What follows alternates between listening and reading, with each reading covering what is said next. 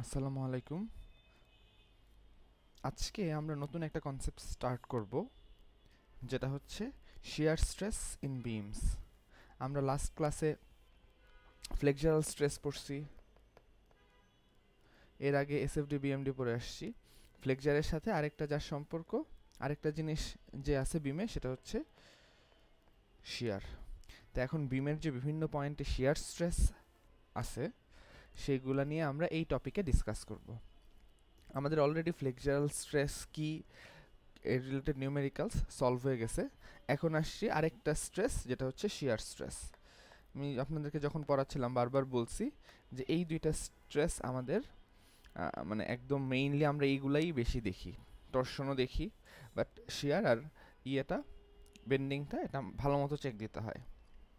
এখন আসি shear stress, বিমে শিয়ার স্ট্রেসটা কি। ফার্স্ট একটু বেন্ডিং স্ট্রেস নিয়ে বলতেছে, the bending stress act longitudinally and its intensity is directly proportional to the distance from the neutral axis. তার মানে আমার এরকম একটা ক্রস সেকশন ছিল ফার্স্টে আমরা যখন বেন্ডিং স্ট্রেস পড়তেছিলাম, হ্যাঁ, এবং আমরা দেখছি যে একটা নিউট্রাল এক্সিস থাকে।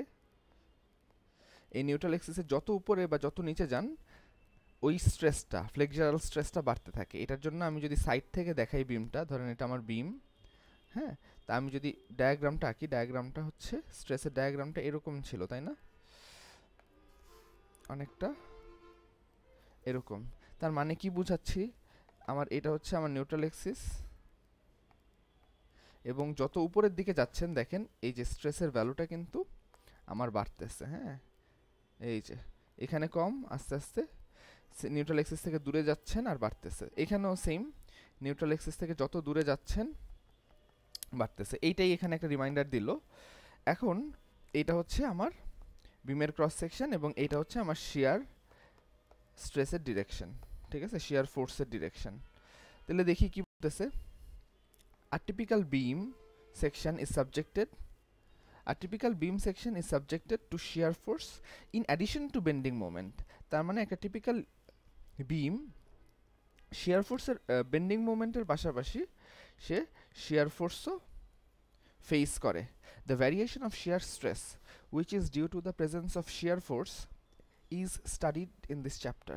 এই যে শিয়ার ফোর্সের যে ভ্যারিয়েশনটা, সেটাই মেইনলি আমরা এই চ্যাপ্টারে পড়ব। ফার্স্টেই দেখি, ধরেন আপনি কাঠের কয়েকটা প্ল্যাঙ্ককে আপনি রাখলেন স্টেক দিয়ে, মাঝখানে লোড দিলেন। লোড দিলে কি হবে দেখেন, এরকম হবে জিনিসটা, হ্যাঁ। ফার্স্টে সমান সমান ছিল, বাট লোড দেওয়ার পর আস্তে আস্তে চেঞ্জ হয়ে গেল। কেন চেঞ্জ হয়ে গেল? কারণ ডিস্টেন্সটা সবগুলা থেকে সেম না, হ্যাঁ। তো এই জন্য দেখা যাচ্ছে যে আমার এইখানে হচ্ছে এক ধরনের শিয়ার ফোর্স থাকে। এই যে ধরেন এই জিনিসটা এরকম ছিল ফার্স্টে, এই জিনিসটা বেড়ে গেছে, তার মানে ও বাড়তে চাচ্ছিল, আর ফ্রিকশনের জন্য কি করছে, ও বাধা দিতে চাইছে। তাহলে আমরা এই আবার এইটাও কি বড় হয়ে গেছে, তার মানে কি ও বাড়তে চাচ্ছিল আর ও বাধা দিয়ে গেছে। আমরা কাঠের কয়েকটা তক্তা বা প্ল্যাঙ্ক উপর উপর রেখে এই জিনিসটা বুঝলাম। কিন্তু বিমও তো এরকমই এক ধরনের স্ট্রাকচার। কাঠের তক্তাটা দিলে আমরা সেপারেটলি দেখতে পারি, বাট বিমকে বলা যেতে পারে কি এরকম অনেক থাউজেন্ডস লেয়ারের সামেশনই হচ্ছে একটা বিম, ইন্টিগ্রেটেড। তার মানে বিমের উপর যখন এরকম, মানে আমার যেটা কথা সেটা হচ্ছে আপনি যখন এরকম একটা স্ট্রাকচারের উপর লোড দিবেন, তখন মাঝে এরকম শিয়ার থাকে। এটা হচ্ছে আমি কাঠের তক্তা দিয়ে প্রুফ করলাম বা শো করলাম। এখন হয়তো আপনাদের কাছে এটা বেশি রিলেটেবল। তো বিমেও এই সেম জিনিসটাই থাকে, ঠিক আছে। এখন এই যে এগুলাকে যদি, মানে এটা হয়তো হচ্ছে যদি নন বন্ডেড থাকতো, আর যদি বন্ডেড থাকতো তাহলে হয়তো এখানে সেমই থাকতো। এখানে বন্ডেড মানে কি, এই জায়গায় গ্লু দেওয়া আছে, ঠিক আছে, এই জায়গায় আমার গ্লু দেওয়া আছে। এখন এই যে এখানে যে স্ট্রেস, এই গ্লু দেওয়ার কারণে কি আসা বন্ধ হয়ে গেছে? অবশ্যই না, বরং কি হয়েছে, ওই গ্লুটা আরো শক্ত করে ধরছে, ওই স্ট্রেসটা কিন্তু পড়তেছেই, হ্যাঁ। তাহলে এইটা আরো বিমের মতো আইডিয়া, বুঝতে পারছেন? এই যে যেমন দেখেন জিনিসটা এরকম ছিল, আপনি যখন শিয়ার ফোর্স দিচ্ছেন এভাবে ডিফর্ম হচ্ছে, বুঝতে পারছেন? আচ্ছা, এখন চলেন দেখি আরেকটা জিনিস, সেটা হচ্ছে এইটা। এখানে দেখেন এটা একটা বিমের ক্রস সেকশন, এটা একটা আমার বিমের ক্রস সেকশন। বিমের ক্রস সেকশনে কি থাকে? মোমেন্ট থাকে, তাই না? আমরা এই যে এরকম, বা আচ্ছা এরকম না দেখে একটা এসএস বিম দেখাই, সিম্পলি সাপোর্টেড বিম। তাহলে এইটার বিএমডিটা কেমন হয় আমরা শিখছি, এখানে 0 এখানে 0, সো মাঝে ম্যাক্সিমাম। তার মানে বিমের ক্রস সেকশনে, যে কোনো ক্রস সেকশনে একটা মোমেন্ট থাকে, হ্যাঁ? তার মানে আমি যদি বিমটাকে একটা ক্রস সেকশন নেই,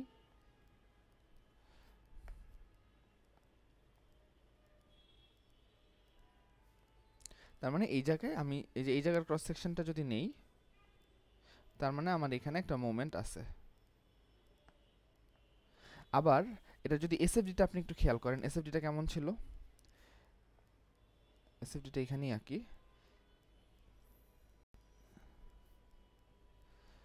আচ্ছা একটু,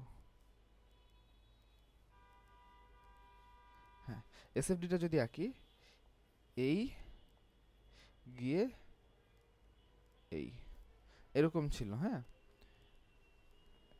এরকম। আচ্ছা, তার মানে প্রত্যেকটা পয়েন্টে আমার একটা শিয়ার ফোর্স আছে, বুঝতে পারছেন? তাহলে এই যে বেন্ডিং মোমেন্ট হচ্ছে এটা, আর শিয়ার ফোর্স হচ্ছে এটা। আমি যদি শর্টকাটে দেখাই, এই যে ক্রস সেকশনে দেখেন এই একটা বেন্ডিং মোমেন্ট আর এই একটা শিয়ার ফোর্স। ক্রস সেকশনটা যদি আরো ভালো করে দেখি, এই যে দেখেন শিয়ার ফোর্সের ভ্যালুগুলা। একটা জিনিস দেখেন, এটা যদি ক্রস সেকশনটা হয়, এখানের অ্যারোগুলা ছোট, এখানের অ্যারোগুলা বড়, এখানের অ্যারোগুলা আবার ছোট। আমরা যখন বেন্ডিং স্ট্রেস পড়তেছিলাম তখন আমাদের জিনিসটা ছিল এরকম, তার মানে এই কর্নারগুলাতে বা এই সাইডগুলাতে ম্যাক্সিমাম, বুঝতে পারছেন? তো আমরা পড়ছিলাম হচ্ছে এই জায়গাগুলোতে ম্যাক্সিমাম, এই জন্যই আমরা ম্যাক্সিমাম ফ্লেক্সারাল স্ট্রেস পড়ছি, হ্যাঁ এই যে sigma max flexural stress maximum পড়ছি। এইখানে দেখেন তো, তার মানে শিয়ার স্ট্রেসটা ম্যাক্সিমাম হবে কোথায়? নিউট্রাল এক্সিসের কাছাকাছি, বুঝতে পারছেন? তার মানে আমি যদি শিয়ারের জন্য আমি ডায়াগ্রামটা আঁকি, এখানে পজিটিভ নেগেটিভ আছে, অ্যারোর কোনো দেখেন অপোজিট ডিরেকশন আছে, সবই একই দিকে না? তার মানে একটা সাইডেই হবে। এবং মাঝামাঝি দেখেন খেয়াল করে, মাঝামাঝি ভ্যালুগুলো বড়, উপরে আর নিচে ছোট। তার মানে ধরেন আমার এটা যদি নিউট্রাল এক্সিস হয়, তাইলে ই এর ভ্যালুটা হবে, শিয়ারের ডায়াগ্রামটা হবে এটা, যেটা which represents that we will get the maximum shear stress here and minimum over here। আর ফ্লেক্সারালের জন্য যদি আঁকি, ফ্লেক্সারালের জন্য জিনিসটা হবে এরকম, হ্যাঁ ইন্টারসেকশনটা এটা হচ্ছে নিউট্রাল এক্সিস বরাবর। তো গেল, এই জিনিসটার একটা ফর্মুলা আছে, টাও বের করার ফর্মুলাটা হচ্ছে, বা এটাকে এইভাবে লিখে, tau equal to V by A, এই আচ্ছা equal to V by A, এটা হচ্ছে average shear stress over the entire cross section. আমার এই পুরো ক্রস সেকশনে শিয়ার স্ট্রেসটা সব জায়গায় এক না, তাই না? এক না, তার মানে এভারেজটা যদি বের করতে চান, তাহলে এখানে total shear divided by area, তাহলে এভারেজ শিয়ারটা পাবেন, বুঝতে পারছেন? এই যে এখন দেখেন, এই যে এইটা আর এইটা বলছে the applied shear force will induce shear stress across the transverse section of the beam. তার মানে এখানে যে শিয়ার ফোর্স দিচ্ছি, এখানে শিয়ার ফোর্স থেকে শিয়ার স্ট্রেস জেনারেট হবে, ঠিক আছে? বিমের ট্রান্সভার্স ডিরেকশনে, বিম যাচ্ছে এই দিকে, আর বিমের ট্রান্সভার্স ডিরেকশন কোনটা? এই ক্রস সেকশনটা, হ্যাঁ এই ট্রান্সভার্স, এই ডিরেক্টটাই হচ্ছে ট্রান্সভার্স ডিরেকশন। আর লঙ্গিটিউডিনাল ডিরেকশন হচ্ছে, আমি যদি বিমটাকে পুরা করি,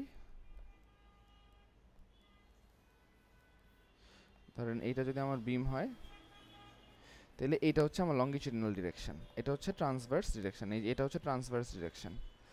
ক্লিয়ার?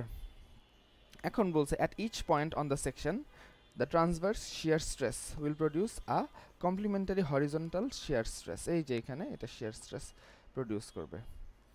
দেখেন এই জায়গার আমি একটা পার্টকে আলাদা করে নিলাম, হ্যাঁ, এই যে এইটাই হচ্ছে সেটা। এই যে দেখেন বিমটা হচ্ছে, বিমের ক্রস সেকশনটা এরকম, বিমের ক্রস সেকশন বরাবর আমার দেখেন এখানে এই অ্যারো দিয়ে বোঝাচ্ছে হচ্ছে এই অ্যারোগুলা এখানে। তা আপনি যদি এটাকে একটা কিউবয়েড চিন্তা করেন, তখন দেখেন ডিরেকশনগুলো হবে এখানে ধরেন আমি একটা কিউবয়েড নিলাম, এই জায়গায় আমি একটা কিউবয়েড নিলাম, এই যে, ঠিক আছে। আমি বলতে পারি কি, এই যে কিউবয়েডটার ডান সাইডে, কিউবয়েডটা আপনি এদিক থেকে দেখতেছেন, তো এর ডান সাইডে কেমন অ্যারো, নিচের দিকে অ্যারো, তাহলে এটাকে যদি ইকুইলিব্রিয়ামে রাখতে হয়, বাম সাইডের অ্যারোটা হবে উপরের দিকে, উপরের অ্যারোটা হবে এই দিকে এরকম, আর একটা হবে এরকম। দেখেন এই সেম জিনিসটাই আপনার যখন এই যে আমি যখন প্ল্যাঙ্ক দেখাইছিলাম, এই ডিরেকশনগুলোতে আপনার স্ট্রেস, শিয়ার স্ট্রেস ছিল না, এই দেখেন এই যে শিয়ার স্ট্রেস, ঠিক আছে। তাহলে এইটা হচ্ছে কাল্পনিক তল, হ্যাঁ, কাল্পনিক তল। তাহলে এইটা হচ্ছে আমার stresses which act between horizontal layers of the beam. তাহলে এইটা মোটামুটি গেল। দেখেন শিয়ার স্ট্রেস, এই যে শিয়ার স্ট্রেসের কারণে এই ধরনের ফেইলিওর হয় আপনাদের, মানে গ্রামে গঞ্জে অনেক সময় দেখা যায় যে কাঠের পুরানো বাড়ি, বিমটা কাঠের, তো ওই ধরনের কাঠের ফেইলিওরটা এরকম হয়, মাঝখানে চির ধরে যায়। এটা কি ধরনের ফেইল? শিয়ার ফেইল। এখন শিয়ার স্ট্রেসের ফর্মুলাটা একটু দেখি। শিয়ার স্ট্রেসের ফর্মুলা হচ্ছে আপনার tau equal to V Q by I B. আপনার বিমের ক্রস সেকশন যদি এটা হয়, নিউট্রাল এক্সিস যদি এটা হয়, তাহলে ভিটা কি? ভি হচ্ছে শিয়ার ফোর্স। কোথায় পাবেন শিয়ার ফোর্সটা? পাবেন হচ্ছেন আপনার এসএফডিতে। এসএফডিতে আমরা যেমন মোমেন্টের কেসে মোমেন্ট পাইছিলাম, একটু মনে করাই দিই, এমসি বাই আই। এই মোমেন্টটা আমরা পাচ্ছিলাম কোথায়? বিএমডি থেকে। এখানে আমরা শিয়ার ফোর্সটা পাবো এসএফডি থেকে, বুঝতে পারছেন? তারপর আই তো জানি, বি হচ্ছে উইথ, এটাও জানি, এই যে বি হচ্ছে আমার উইথ। আর আরেকটা জিনিস দেখেন নতুন, সেটা হচ্ছে কিউ। কিউটা কি? First moment of area. Moment of area মানে হচ্ছে area above the axis of interest into distance from the neutral axis to the centroid of the area. আপনি ধরেন এই পয়েন্টের শেয়ার আপনি বের করতে চান, এই পয়েন্টের, তাহলে এই পয়েন্টের শেয়ারটা হবে কি? এই পয়েন্টের উপরে যেই এরিয়াটা আছে সেই এরিয়াটা ইনটু এই এরিয়ার সেন্ট্রয়েড থেকে নিউট্রাল এক্সিসের ডিস্টেন্স, এটা মাল্টিপ্লাই করলে হবে কিউ। বুঝতে পারছেন?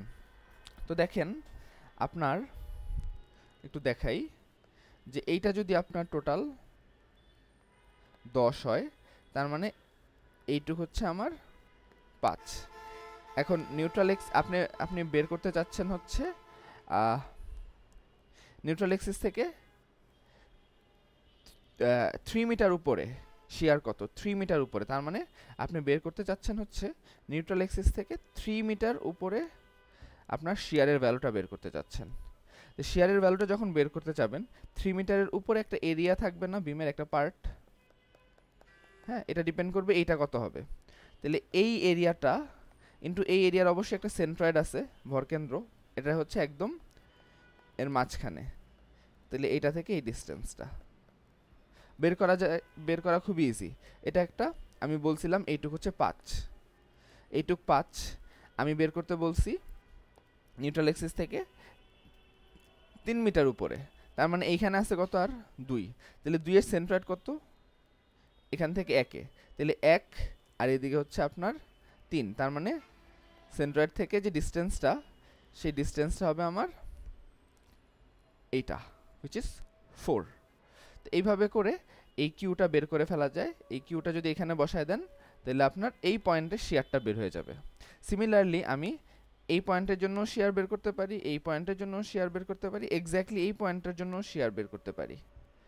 হ্যাঁ, ধরেন যদি আমি এই পয়েন্টের জন্য শেয়ার বের করতে চাই, এই লাইনের জন্য শেয়ার বের করতে চাই, তাহলে এই লাইনের উপরে বা নিচে এরিয়া কতটুক, এই যে এইটুক, নিউট্রাল এক্সিস থেকে এই এরিয়ার সেন্টারটা কতটুকু দূরে বোঝাই যাবে তখন ক্যালকুলেশনে, তাই না? তো ওইভাবে করে আপনার শেয়ার স্ট্রেস বের করে ফেলা যায়। তো এই ছিল মোটামুটি। দেখেন তারপর একটু বলি, দ্য ইন্টিগ্রাল রিপ্রেজেন্টস, এটা আমরা ইন্টিগ্রেশন করেও বের করতে পারি। The integral represents the moment of area, কোনটা, এই কিউটা ইন্টিগ্রেশন করেও বের করে ফেলতে পারি। হ্যাঁ, ফার্স্ট মোমেন্ট অফ এরিয়া।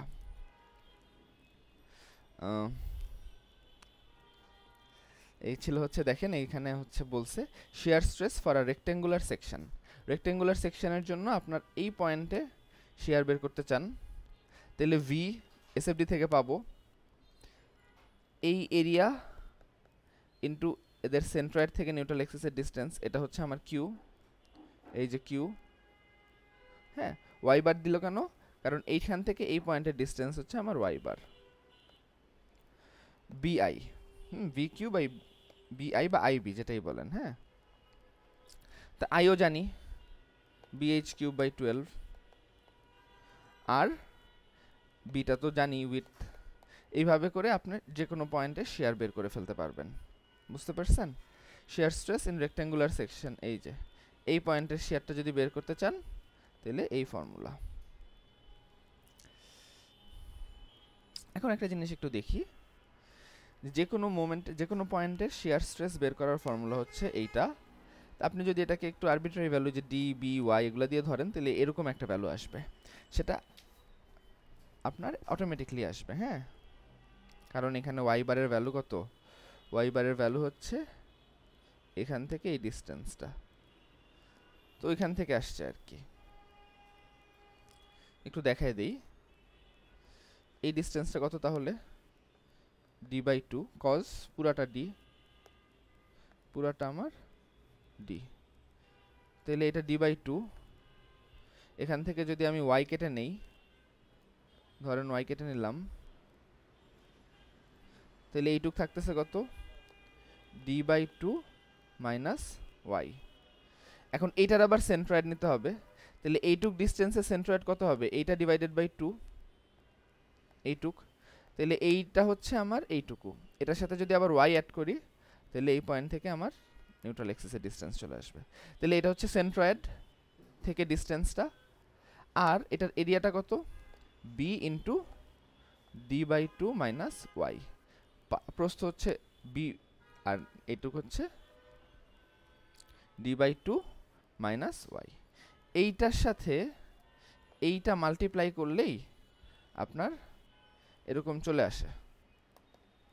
তারপর নিচে তো এইটার ভ্যালু হবে বি এইচ কিউব বাই 12। বুঝতে পারছেন? তো এইভাবে করে এই ভ্যালুটা এইটা আসছে। হাতে খাতা কলমে জাস্ট একটু নর্মালি আপনারা দেখলেই বুঝে যাবেন, এটা কমপ্লেক্স কিছুই না। হ্যাঁ, তারপর দেখি শিয়ার স্ট্রেস। এখানে দেখেন একটা পয়েন্টে ম্যাক্সিমাম হয় না, এই যে দেখেন ম্যাক্সিমাম শিয়ার স্ট্রেস। তো ম্যাক্সিমাম শিয়ার স্ট্রেসটা দেখেন 3/2 B B D, V B D is the maximum stress. কোথায় ম্যাক্সিমাম স্ট্রেস হয়? নিউট্রাল এক্সিস বরাবর ম্যাক্সিমাম শিয়ার স্ট্রেস হয়। এবং এটা মাথায় রাখবেন, শিয়ার ম্যাক্স